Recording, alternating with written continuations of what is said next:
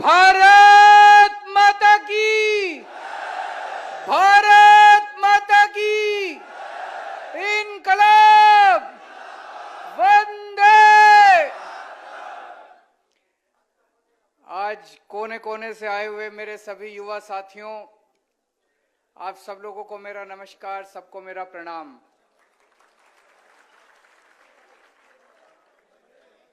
मुझे लग रहा है आप लोगों की जितनी ऊर्जा देखी अभी मैंने, जितनी एनर्जी देखी, ये इसमें से कुछ टीवी वाले तो चला रहे होंगे, वो देख रहे होंगे वहां पे बैठ के।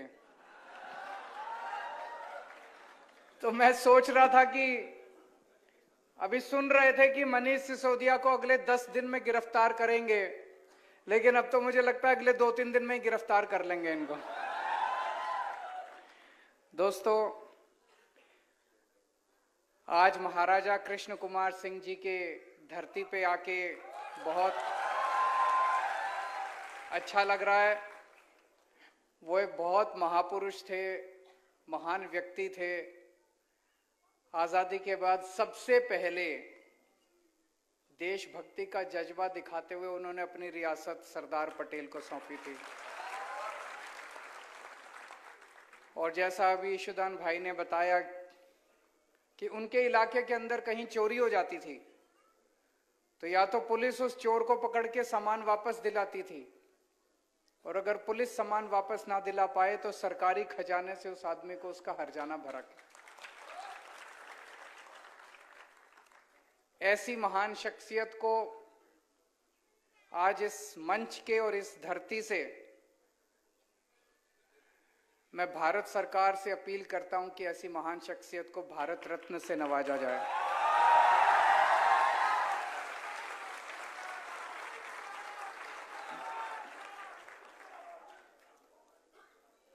आप सबको मंजूर है? दोनों हाथ ऊपर करके आप अपनी मंजूरी दिखाएं। दोस्तों, मुझे बेहद खुशी है, आज मैं अपने साथ देश की नहीं दुनिया के सबसे अच्छे शिक्षा मंत्री को लेकर आया हूं, मनीष सिसोदिया जी। इन्होंने दिल्ली के स्कूल शानदार कर दिए, दिल्ली के सरकारी स्कूल। पहले दिल्ली के सरकारी स्कूलों का भी बहुत बुरा हाल था। अभी एक व्यक्ति ने प्रश्न पूछा था कि एजुकेशन सिस्टम कैसे ठीक करेंगे। दिल्ली के सरकारी स्कूलों का जब 2015 में हमारी सरकार बनी, इतना बुरा हाल था। दीवारें टूटी पड़ी थी, छत टूटी पड़ी थी, छत पे से पानी गिरता था, बच्चों के पास डेस्क नहीं थे, टीचर आते नहीं थे, पीने को पानी नहीं था, टॉयलेट इतने गंदे थे, पढ़ाई के नाम पे कुछ भी नहीं था, रिजल्ट बहुत खराब आते थे। 5 साल के बाद आज आप जाके देख लीजिए, दिल्ली के सरकारी स्कूल इतने शानदार बन गए, इतने शानदार बन गए। मैं खुला निमंत्रण देता हूं आप सब लोगों को, आप में से कोई भी जाइए, दिल्ली के किसी भी सरकारी स्कूल के अंदर चले जाइए आप। अभी कई पत्रकार गुजरात से गए थे, करीब 30-40 पत्रकार गुजरात से गए थे, वो खूब घूम के आए, बहुत अच्छा लगा उन्हें। आप भी जाइए, और अगर जा नहीं सकते तो आप दिल्ली में किसी को फोन करके पूछ लीजिए, इतने शानदार सरकारी स्कूल बन गए। प्राइवेट स्कूल वालों ने पहले गुंडागर्दी मचा रखी थी, जब मर्जी फीस बढ़ा देते थे, लोग बड़े दुखी थे। पिछले 7 साल से किसी भी प्राइवेट स्कूल वाले को नाजायज फीस नहीं बढ़ाने दी हम लोगों ने, ऑर्डर पास कर दिए। जितने प्राइवेट स्कूल थे सबका ऑडिट करवाया हमने, चार्टर्ड अकाउंटेंट से ऑडिट करवाया, और जब ऑडिट के नतीजे आए तो पता चला किसी प्राइवेट स्कूल ने 30 करोड़ की एफडी करा रखी है बैंक में, 40 करोड़ की एफडी करा रखी है। हमने ऑर्डर किया, एफडी तुड़वाई और बच्चों के पैसे वापस कराए। पहली बार भारत में हुआ होगा, भारत में पहली बार हुआ होगा कि प्राइवेट स्कूल वालों ने बच्चों के पेरेंट्स को उनके अकाउंट में पैसे वापस करे। ऐसा कभी नहीं हुआ। और 2-2 साल पुरानी फीस वापस करी, 3-3 साल पुरानी फीस वापस करी। ऐसे शख्स की फोटो, अमेरिका तो दुनिया का सबसे ताकतवर देश है। अमेरिका के सबसे बड़े अखबार न्यूयॉर्क टाइम्स के फ्रंट पेज पे इनकी फोटो छपी। दिल्ली के सरकारी स्कूल के बच्चों की फोटो छपी न्यूयॉर्क टाइम्स में, फ्रंट पेज पे दिल्ली के सरकारी, इनकी मनीष सिसोदिया की फोटो छपी। तो इनके नेता ने इनको बुलाया, क्या है ये, सिसोदिया की फोटो कैसे छप गई, हमारी क्यों नहीं छपी? तो उन्होंने कहा सर इन्होंने पैसे खिलाए थे उनको। तो बोले 10 गुना पैसे दे दो उनको, हमारी छपवाओ। तो उन्होंने न्यूयॉर्क टाइम्स को फोन किया, बोले $1 मिलियन देंगे, हमारे नेता की फोटो छापो। बोले नहीं छापेंगे। फिर उन्होंने दोबारा वापस आए, नेता ने कहा और पैसे बढ़ा दो।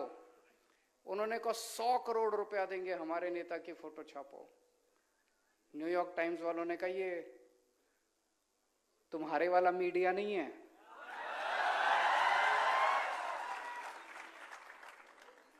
हम बिकते नहीं हैं, हम पैसों में नहीं बिकते।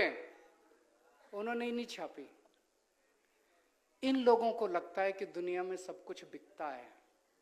दुनिया में सब कुछ बिकता नहीं है, बहुत सारी चीजें ईमानदारी से भी चलती हैं। आज मनीष सिसोदिया की और दिल्ली के सरकारी स्कूलों के बच्चों की जो न्यूयॉर्क टाइम्स के फ्रंट पेज पे फोटो छपी है, उसके लिए इन्होंने चप्पलें घिसी हैं अपनी। रोज सवेरे 6 बजे उठ के, पिछले 7 साल से मैं जानता हूं मनीष सिसोदिया रोज सवेरे 6 बजे उठ के सरकारी स्कूलों का दौरा करने निकलते हैं। मैं आपसे पूछना चाहता हूं, 75 साल के भारत के, आजाद भारत के इतिहास में एक भी शिक्षा मंत्री बता दो जो रोज सवेरे 7 बजे उठ के, 6 बजे उठ के सरकारी स्कूलों का दौरा करने निकलता है?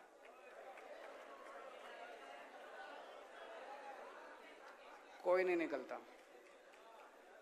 अभी आप लोगों ने कई प्रश्न पूछे, पेपर फूटने के बारे में पूछा, इसका जवाब दूंगा मैं डिटेल में। रोजगार के बारे में पूछा, टीईटी टीएटी एग्जाम के बारे में पूछा, उसका भी जवाब दूंगा। अभी एक हैंडीकैप भाई ने पूछा क्लरिकल स्टाफ में क्यों नहीं हो सकता? बिल्कुल हो सकता है। हमारी सरकार बनेगी, हम रूल बदलेंगे।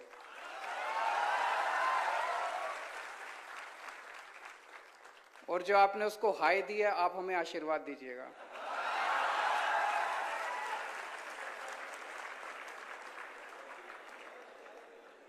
जीआईएसएफ के इतने सारे साथी आए हुए हैं, आप लोग जनता की बहुत सेवा करते हैं। मैं आपकी बात से सहमत हूं। 11,000 रुपए में आज किसका गुजारा चलता है, और वो भी 25 साल की नौकरी करने के बाद। आप हमारी सरकार बनाइए, 1 महीने के अंदर आपको आपका हक दिलवाया जाएगा, आपको न्याय दिलवाया जाएगा, आपको पूरी तनख्वाह दिलवाई जाएगी। हमारे पत्रकार भाइयों ने अभी अपने मुद्दे उठाए। मुझे सबसे इंटरेस्टिंग आपकी बात यह लगी कि चर्चा के लिए भी नहीं बुलाते। इनको अहंकार हो गया है, इनको गरूर हो गया है। 27 साल की सत्ता में रहने के बाद इनको लगता है, हम कई बार गुजरात में जब आते हैं तो यहाँ के नेताओं से बात करते हैं, बीजेपी वालों से। हमने कहा कुछ करते क्यों नहीं हो? कहते हैं जरूरत क्या है, क्यों करें, ऐसे ही वोट मिल रहे हैं, कहां जाएंगे लोग? बोले कांग्रेस को देंगे तो कांग्रेस वाले हमारे में आ जाएंगे। पहली बार इनकी नानी याद आ रही है, अब आम आदमी पार्टी आ गई है। तो मैं पत्रकार बंधुओं से सबसे कहना चाहता हूं, जितने सरकारी फैसिलिटीज आपको बंद की गई सारी दोबारा चालू कराएंगे, आपके साथ बैठेंगे, और जो जो फैसिलिटीज हो सकती हैं आप वो सारी फैसिलिटीज आपको देंगे, और आपसे निवेदन करेंगे हमारी सरकार बनने के बाद हमारे पक्ष में मत छापिएगा, हमारी त्रुटि निकालिएगा।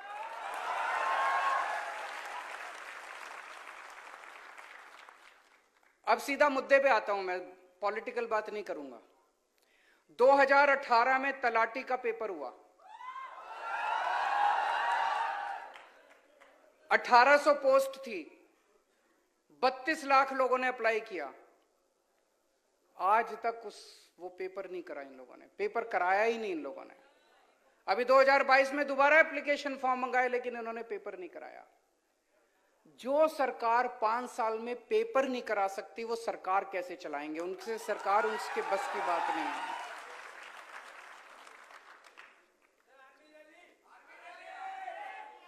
आ रहा हूं। तो आज मैं आपको आश्वासन देता हूं, दिसंबर में आम आदमी पार्टी की सरकार बनेगी, फरवरी में तलाटी का पेपर होगा।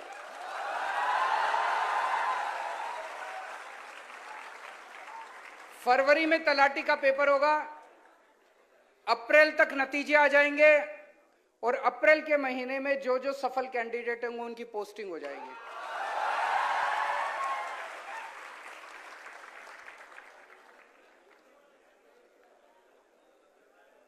एक जो सब लोग जिस मुद्दे से दुखी हैं कि पेपर बहुत फूटते हैं, इतने पूरे देश में दिवाली पे पटाखे नहीं फूटते जितने गुजरात में पेपर फूटते हैं।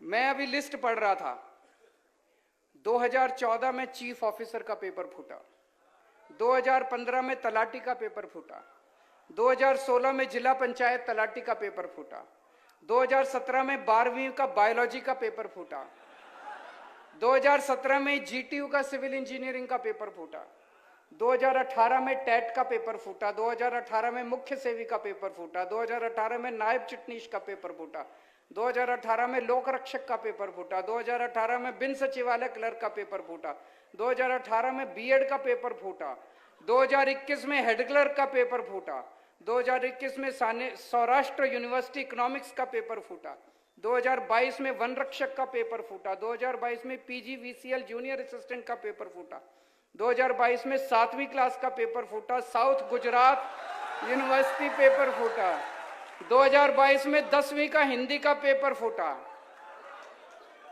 इनको शर्म नहीं आती?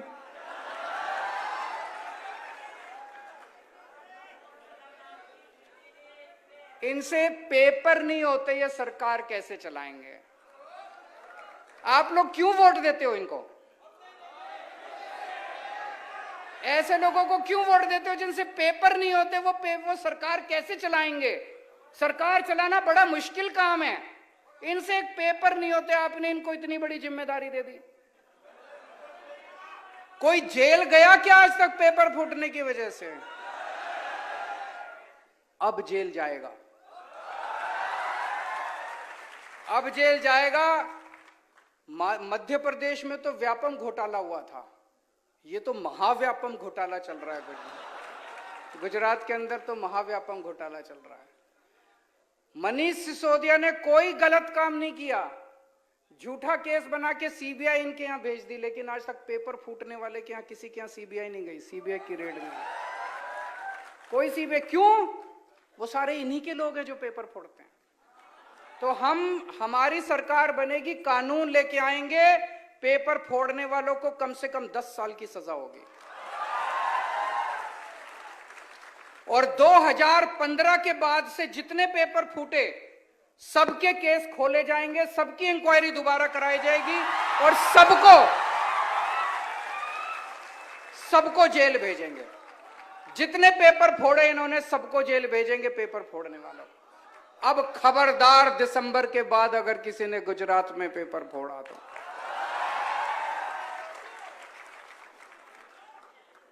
दोस्तों, अभी तक सुनते हैं रिश्वत से, एक भी बहुत बड़े नेता इनके कहते हैं सरकारी नौकरी केवल पार्टी के लोगों को पहले मिलेगी। बोला ना एक इनके ने, तुम्हारे पिताजी की है सरकारी नौकरी? सरकारी नौकरी किसी पार्टी की नौकरी नहीं है, गुजरात के बच्चों की नौकरी है, गुजरात के युवाओं की नौकरी है। हर सरकारी नौकरी पे गुजरात के युवाओं का अधिकार है। पूरा ट्रांसपेरेंट तरीके से किया जाएगा, सारा प्रोसेस चेंज किया जाएगा और हर नौकरी जो है वो अच्छे तरीके से दी जाएगी। अब मैं आपको भर्ती कैलेंडर सुना रहा हूं। आम आदमी पार्टी की सरकार बनने के बाद कौन सा पेपर कब कराएंगे, नोट कर लीजिए अगर आपके पास है तो, नहीं तो अपने फोन में लिख लीजिए। दिसंबर में सरकार बनेगी कि नहीं बनेगी? दिसंबर में सरकार बनेगी, फरवरी में तलाटी का पेपर होगा, अप्रैल में नतीजे आने के बाद सबकी पोस्टिंग हो जाएगी। मई में वहां पे 2-3 हमारी बहनों ने टेट के बारे में बात की। मई में टेट 1 और टेट 2 की परीक्षा करवाई जाएगी और टीईटी और टीएटी दोनों की परीक्षा होगी। टीईटी 1, टीईटी 2 एंड टीएटी दोनों की परीक्षा, तीनों परीक्षा मई के महीने में कराई जाएगी और जुलाई के महीने में नतीजे आ जाएंगे। जुलाई में जितने टीचर काम कर रहे हैं, जितने कर्मचारी काम कर रहे हैं, उनको एक मौका दिया जाएगा कि आप लोग बताइए कि आपको किस जिले में पोस्टिंग करवानी है अपनी। अभी हमने सुना कि एक आदमी इधर पोस्टिंग है, उसकी फैमिली उधर रहती है, वो दोबारा पेपर देता है, फिर उधर हो जाता है, तो ये खाली हो जाती है पोस्ट, उसके बाद दिक्कत। तो जुलाई के महीने में सबको मौका दिया जाएगा, सारे कर्मचारियों को, आप अपनी मनपसंद की डिस्ट्रिक्ट में चले जाइए। वो सब लोग अपनी अपनी डिस्ट्रिक्ट में चले जाएंगे। अगस्त के महीने में जितनी टीचर्स की वैकेंट पोस्ट हैं, उनकी सबकी भर्ती प्रक्रिया शुरू की जाएगी, उनके पेपर कराए जाएंगे। अक्टूबर के महीने तक सारे टीचर्स की पोस्टिंग, नए टीचर्स की पोस्टिंग कर दी जाएगी। नवंबर के महीने में सब इंस्पेक्टर और असिस्टेंट सब इंस्पेक्टर की भर्ती शुरू की जाएगी और दिसंबर के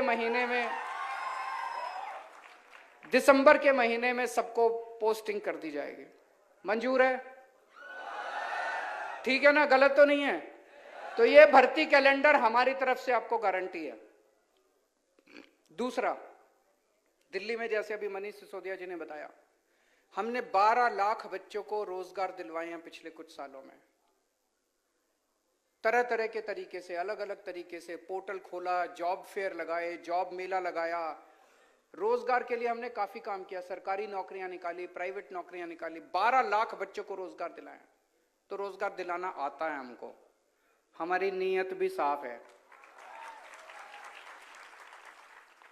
तो मैं गारंटी देता हूं, गुजरात के हर युवा को हम 5 साल के अंदर रोजगार दिलाने की कोशिश करेंगे, 5 साल के अंदर हर युवा को।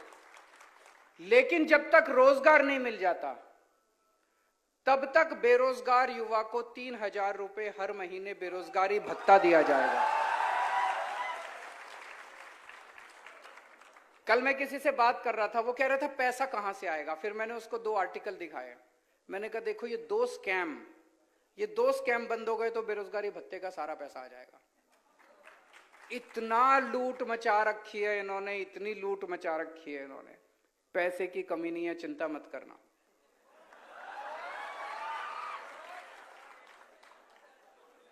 अगला पॉइंट, 10 लाख सरकारी नौकरियां निकालेंगे। 10 लाख। ये हो सकता है क्या? बिल्कुल हो सकता है। हमने पूरी प्लानिंग की है, हवा में बात नहीं कर रहे। और युवराज जी आपको पूरा डिटेल में बताएंगे, इन्होंने वीडियो भी जारी किया, शायद युवराज ने, सम्राट भाई ने भी जारी किया, पूरा डिटेल में आपको बताएंगे कि 10 लाख सरकारी नौकरियां कहां कहां से आएंगी। 10 लाख सरकारी नौकरियां निकालेंगे। पेपर फूटने के खिलाफ जो मैंने अभी बताया, कानून लेके आएंगे। जितनी पोस्टें, जितनी वैकेंसीज निकलती हैं और उनकी भर्ती होती है, हर एक में वेटिंग लिस्ट निकाली जाएगी, ताकि जितने लोग ना ज्वाइन करें उनको उसके ऊपर किया जा सके। 1 साल के लिए वेटिंग लिस्ट चालू रहेगी। पहले बड़े पदों के ऊपर भर्तियां की जाएंगी, उसके बाद छोटे पदों के ऊपर भर्तियां की जाएंगी, ताकि वैकेंसीज ना रह सके। और सरकारी भर्ती की परीक्षा देने के लिए जितने बच्चे जाते हैं, 32 लाख बच्चे एक परीक्षा देने के लिए गए थे। जब वो बच्चे परीक्षा देने के लिए जाते हैं, उस दिन उनका बस का आने और जाने का किराया फ्री होगा।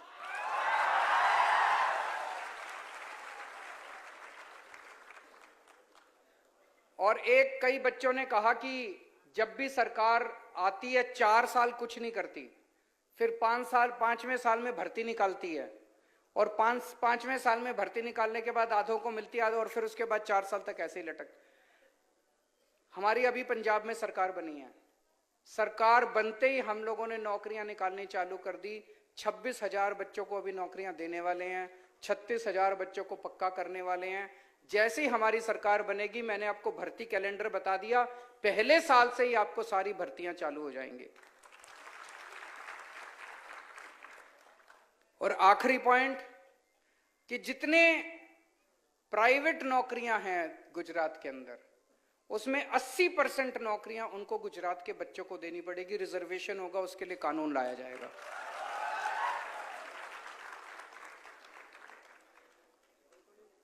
आपसे पूछना चाहता हूं, मैं आज दिल्ली का सीएम गुजरात के युवाओं से बात करने के लिए आया। कभी गुजरात के सीएम ने गुजरात के बच्चों से ऐसे आमने सामने बैठ के बात की क्या? मैं उनसे निवेदन करता हूं, अब 3 महीने रह गए, इन 3 महीनों में एक बार तो चर्चा कर लीजिए अपने बच्चों के साथ। एक बार तो अपने बच्चों के साथ चर्चा कर लीजिए। और ये इन लोगों ने मीडिया को खूब डरा रखा है। मीडिया वाले लोग बहुत अच्छे हैं।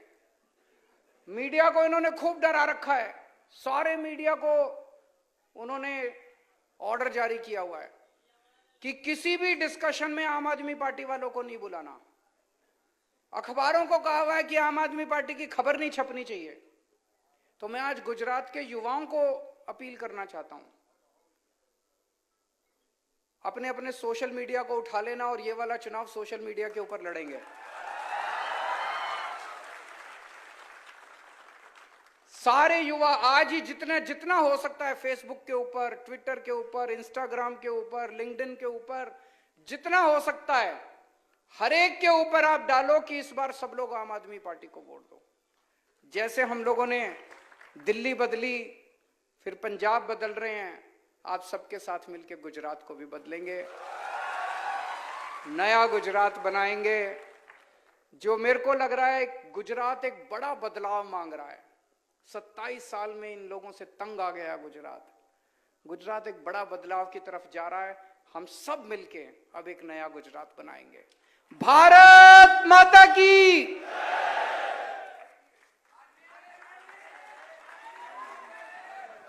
તમામ વ્યક્તિ પોતપોતાની જગ્યા ઉપર ઊભા થાય નેશનલ એન્થમ માટે।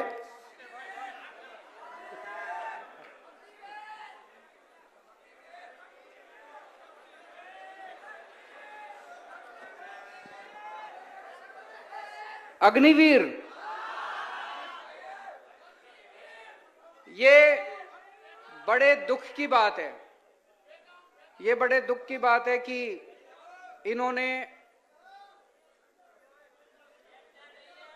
इन्होंने आर्मी की भर्तियों में एक तरह से अब टेम्पोररी पोस्टें निकाली हैं। रेगुलर पोस्ट की बजाय टेम्पोररी पोस्ट निकाली है।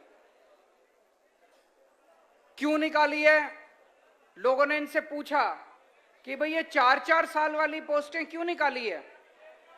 बोले हमारे पास आर्मी के लोगों को, सेना को पेंशन देने के पैसे नहीं है। मैं इनसे अपील करना चाहता हूं, एक बार इस देश के लोगों से बात तो करके देखते। इस देश के 130 करोड़ लोग एक टाइम का खाना कम खा लेंगे, लेकिन अपने सैनिकों के लिए पैसे देने को तैयार हैं। ये बड़े शर्म की बात है। ये बड़े शर्म की बात है कि केंद्र सरकार कहती है कि हमें अपने सैनिकों की पेंशन देने के पैसे नहीं है। हम देंगे, इस देश की जनता पैसे देगी, तुम चिंता मत करो। अपने दोस्तों को 10-10 लाख करोड़ रुपए का कर्जा माफ कर देते हो। अपने दोस्तों के 10 लाख करोड़ रुपए के कर्जे माफ कर सकते हो, हमारे युवाओं को पेंशन देने के पैसे नहीं है तुम्हारे। हम इसका सख्त विरोध करते हैं और इसको पूरा विरोध करेंगे, आपके साथ मिलकर विरोध करेंगे और वापस बहाली करवाएंगे सेना के लोगों को।